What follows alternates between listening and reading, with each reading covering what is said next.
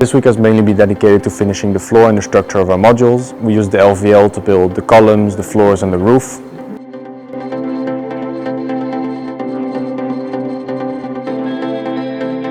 So we started on the prefabrication of our walls, of the interior walls, the external walls.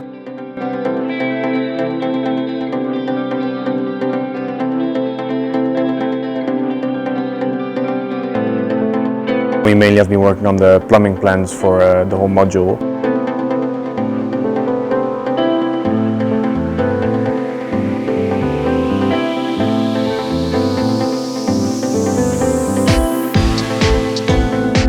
This week we'll also place the windows and finish the roof as possible.